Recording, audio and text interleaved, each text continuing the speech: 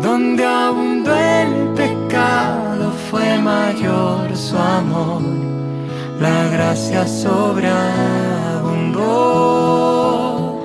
Donde abundó el pecado fue mayor su amor, la gracia sobreabundó.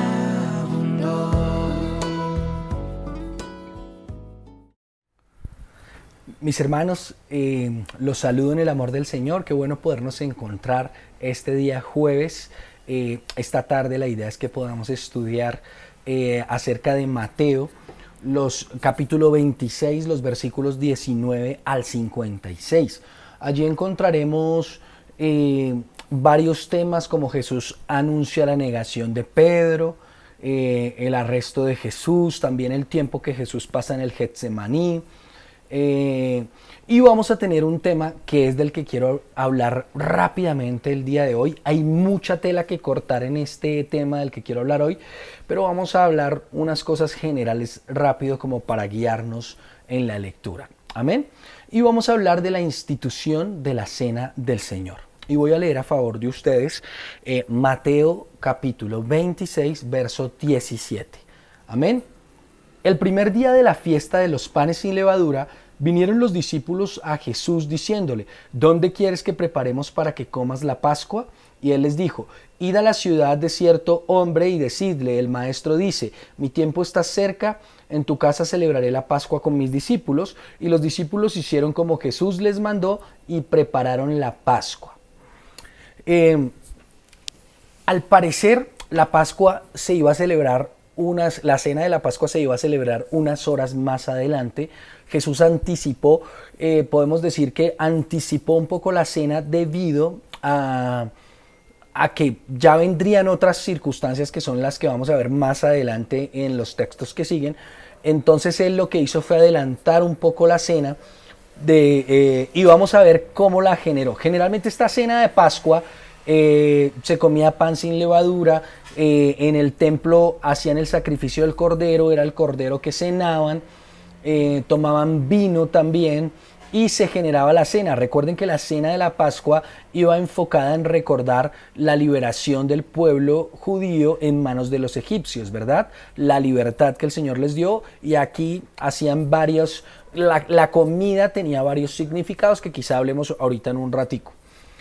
Entonces Jesús lo que les dice, el Evangelio, el domingo hicimos un ejercicio muy bonito y fue comparar como aspectos que nos traían, nos enriquecían un poco más la reflexión con los otros evangelios. Tenemos la tarea en Mateo, pero qué bueno que revisemos que Marcos, el Evangelio de Marcos y de Lucas, nos dicen que es Pedro y Juan el que van a hacer esta tarea, y que efectivamente en la ciudad se encuentran a un señor que tenía un odre con agua, y el Señor Jesús les dice que lo persigan, y en la casa donde él entre, ahí le van a decir al dueño: el Señor Jesús va a venir a hacer la cena y se va a preparar todo ahí en ese lugar. Mateo lo resume un poco. Cuando llegó la noche, se sentó a la mesa con los discípulos y mientras comían dijo: si ustedes se fijan, vamos a hablar acá de la cena. Si ustedes recuerdan, la cena iba a ser el pan y el vino, pero en la cena debía haber un cordero. Ya vamos a hablar un poco acerca de ese tema. De cierto os digo que uno de vosotros me va a entregar. Y entristecidos en gran manera comenzó cada uno de ellos a decirle: ¿soy yo, Señor? ¿Soy yo? El Señor les dice: alguno de ustedes me va a entregar. Y fíjense la reacción de los discípulos. La reacción generalmente, que hay un grupo y alguien lanza algo así, uno como que sospecha. Pero acá cada uno dijo: ¿seré yo? ¿Seré yo, Jesús? Tan extraño. Parecía que todos los discípulos seguían a Jesús sinceramente, parecía que todos iban hasta las últimas con el Señor, si se dan cuenta, porque a todos se les hace extraño. Nadie dijo: uy, eso es fijo, Judas es fijo. Nadie dijo absolutamente nada de eso, y eso es algo extraño. Si ven, Judas no era tampoco el que tuviera la mala reputación en el grupo para decir: este es. Todos preguntaron: ¿seré yo? Entonces él les respondió y les dijo: el que mete la mano conmigo en el plato, este me va a entregar. Y a la verdad, el Hijo del Hombre va, según está escrito de él. Mas ay de aquel hombre por quien el Hijo del Hombre es entregado. Bueno le fuera a este hombre no haber nacido. Qué condenación tan dura. Bueno le fuera a este hombre que va a traicionar a Jesús no haber nacido. Entonces respondiendo Judas, el que le entregaba, dijo: ¿soy yo, maestro? Le dijo Jesús: tú lo has dicho. Quiero leer un poco este relato en el Evangelio de Juan para recordarles. Vamos a encontrar este mismo relato en Marcos 14, del 12 al 25, Lucas 22, del 7 al 23, Juan 13, del 21 al 30. Dice en el Evangelio de Juan, él entonces, Juan, que es el que se recostaba en el pecho de Jesús, le pregunta: Jesús, ¿quién es? Y Jesús le respondió: a quien yo diere el pan mojado, aquel es. Y mojando el pan, lo dio a Judas Iscariote, hijo de Simón. Y después del bocado, Satanás entró en él. Entonces Jesús le dijo: lo que vas a hacer, hazlo pronto. Pero ninguno de los que estaban en la mesa entendió por qué le dijo esto. Porque algunos pensaban, puesto que Judas tenía la bolsa del dinero, que Jesús le decía: compra lo que necesitamos para la fiesta, o que diese algo a los pobres. Cuando él, pues, hubo tomado el bocado, luego salió y era ya de noche. Realmente no nos muestra el texto si Judas se quedó a toda la cena o finalmente antes de que el Señor hablara lo que vamos a leer ahorita en Mateo, lo que sigue, Judas salió. Recordemos que Judas lo que iba a hacer era ir a traer a los hombres que iban a apresar a Jesús más adelante en el Getsemaní, donde iba a arrestar a Jesús, y vamos a encontrar la historia también de Pedro defendiendo a Jesús y cortándole la oreja al guarda, al soldado romano. Y bueno, esa historia ya la vamos a leer y vamos a tener un poco más del contexto. Pero si se fijan, es una charla muy íntima y dura, donde Jesús dice quién lo va a entregar, y dice en Juan, específicamente en el Evangelio de Juan, que Satanás entró dentro de él. Duro. Y acá nos dice en Mateo que bueno le fuera a este hombre no haber nacido. Creo yo y estoy convencido de que Jesús le habló con ojos de amor a Judas en ese momento. Yo creo que con ojos inclusive de invitarlo al arrepentimiento. Pero pues ya sabemos cuál fue el final de Judas. En el versículo 26 dice: y mientras comían, tomó Jesús el pan y bendijo y lo partió y dio a sus discípulos y dijo: tomad, comed, este es mi cuerpo.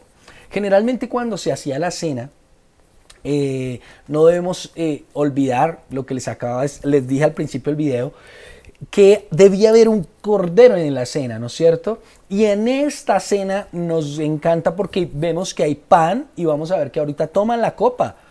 Pero vemos que Jesús de una vez se convirtió en dicho Cordero de Pascua, ¿verdad? Él fue crucificado exactamente cuando debía ser sacrificado el Cordero de Pascua. Dice que generalmente este sacrificio se llevaba a cabo con toda la asamblea de la congregación de Israel entre el atardecer, más o menos de 3 a 5 de la tarde del día viernes. Y Jesús muere exactamente a la hora novena, precisamente a las 3 de la tarde. Jesús es crucificado como el Cordero de Pascua. Amén. Podemos decir que en esta fiesta generalmente la persona que guiaba la fiesta iba a dar como la explicación acostumbrada del significado de cada uno de los elementos que teníamos en la cena. Podíamos tener pan, podíamos tener el vino, podíamos tener el cordero, y se daba el significado de cada uno de ellos, de lo que representaba cada uno de ellos. El cordero básicamente era el sacrificio por los pecados, y la sangre que vertía este cordero, recordemos que era la sangre que algún día los guardó en la noche, porque iba a haber el juicio para el pueblo de egipcio. Recuerdan que ellos tomaban esa sangre del cordero y la untaban en el dintel de su casa.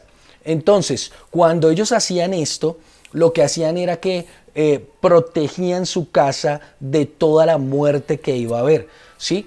Este cordero básicamente se sacrificaba y su sangre representaba esto. Y esto era lo que básicamente los judíos hacían en este momento de Pascua. De igual manera, la sangre del Cordero de Dios guarda eternamente al pueblo de Dios del juicio justo del Señor que viene sobre la tierra por el pecado de la humanidad. Básicamente está representando la sangre de Jesús, esa protección, está guardando, dice acá en el comentario, guardando eternamente al pueblo de Dios del pecado. Es decir, que ya tenemos otro símbolo diferente esta vez. Claro, esa sangre guardó en esa noche al pueblo de Israel de los egipcios, de toda la mortandad que iba a haber. Cuando pasaba todo el juicio de Dios, cuando había esa sangre en el dintel de la casa, en la parte de arriba de la casa, no tocaba a nadie de esa casa.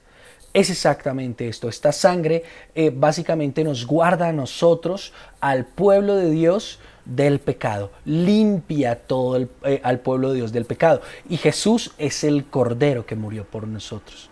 Amén. Entonces Jesús le da otro significado. Es decir, que para los discípulos fue de gran sorpresa el estar en la cena y que se le diera otro significado, porque ellos ya estaban acostumbrados y entendían cuál era el significado de cada cosa.